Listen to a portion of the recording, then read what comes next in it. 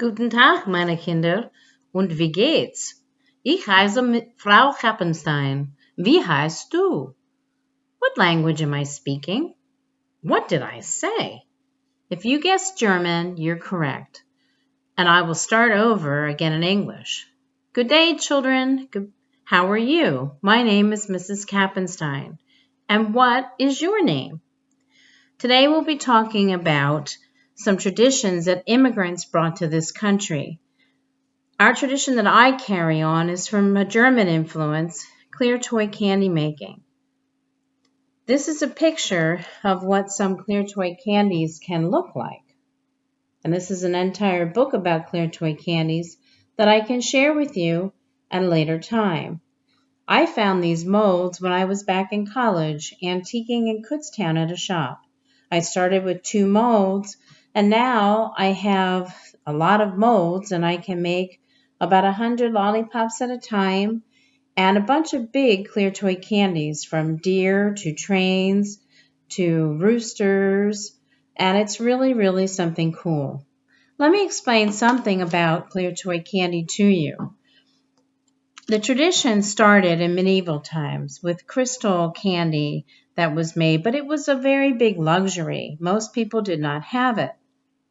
Common folk eventually started making the candy at Christmas time, and it was really a German tradition. The tradition started in the United States in the late 1800s. From the 1800s to the mid-1900s, Pennsylvania Dutch children would set out their plates on Christmas Eve. They put them at their place setting at the regular table, and during the night, Christkindl, or the Christ child, brought gifts for the boys and girls and put them on their plates. Gifts would be nuts and apples and oranges and clear toy candies. Often the clear toy candy was glistening and found hanging on the tree. Sometimes the children would play with the candy, wash it in the sink, and then they would play with the candy at a later time. So now I'm going to show you how to make the candy. The candy itself is a basic recipe of sugar, cream of tartar, and water. And then you'll need a little food coloring to put in it to make it a certain color. The new tradition that we use in this country is yellow, green, or red, the typical Christmas colors. So I'm going to make the candy, and I will show you how it's made, and I'll show you what the candy looks like when it's finished. Let's talk a little bit, though, about temperature. We know that our body temperature is around 98.6, and that's our average body temperature. We also know that when we did the eggs, we studied temperature as well. We had our brooder box, and we had to make sure that that temperature was maintained between 99.5 and 100.5. This candy goes all the way up to 310 degrees. This is why we're really careful around a stove. When the candy is finished, I pour the molten candy into the molds and wait until they're barely warm to the touch.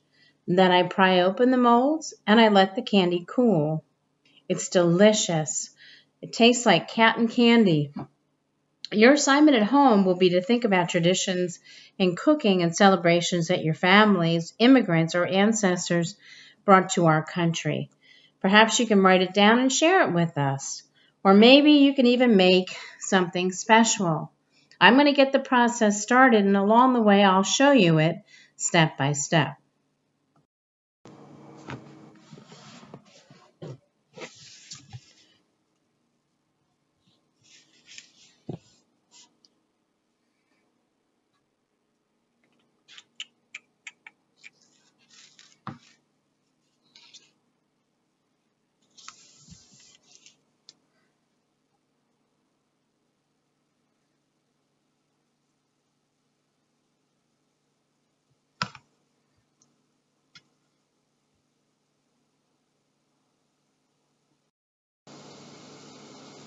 Now you can see, boys and girls, the candy boiling in the pan. It's just beginning.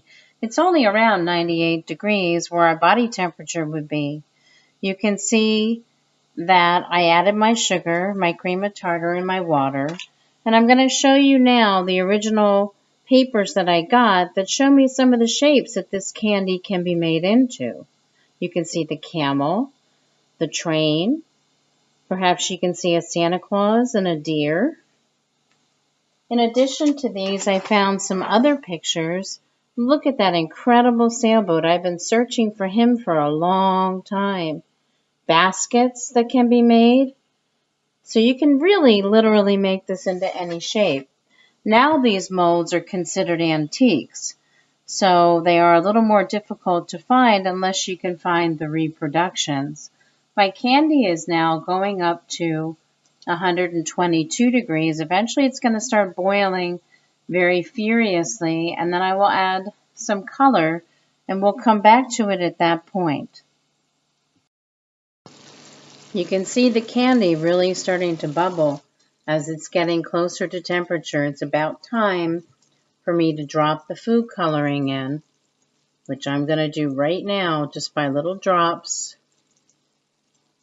I'm going to let it mix itself into the candy, and in a few minutes we're going to be able to take the candy off the stove and pour it, and you can watch me do that. Now I've taken the candy off the stove. It's at its final temperature, and you'll see when I pour it, hopefully the yellow color coming down into the mold. This is the rooster. So the rooster is full and he is ready. And I'm going to pour in a couple of Santa Clauses because, like I said, most of these molds were for Christmas time. So I pour in my Santa Clauses. Be careful not to spill.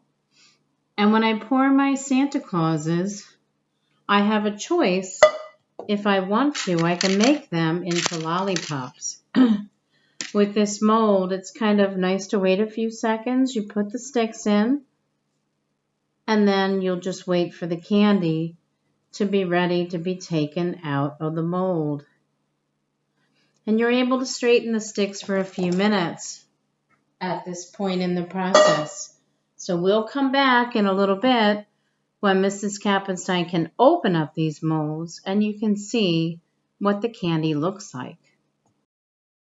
Okay guys, now the candy has set up and you can see that I've taken the rubber bands off the molds and I'm going to start to pry them apart.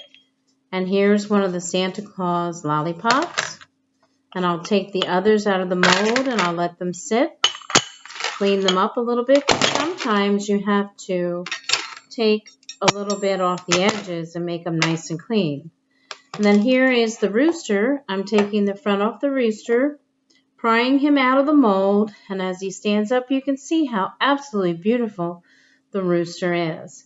So now we'll let the rooster kind of cool and stand there. He's very cool now. You can't even move him, but you have to kind of have them where they're not freezing cold or you'll never get them out of the molds. So enjoy this, folks, and I hope that you get to share some of the things that your family makes during this time and talk to them about traditions your family brings to this country. Bye. Auf Wiedersehen.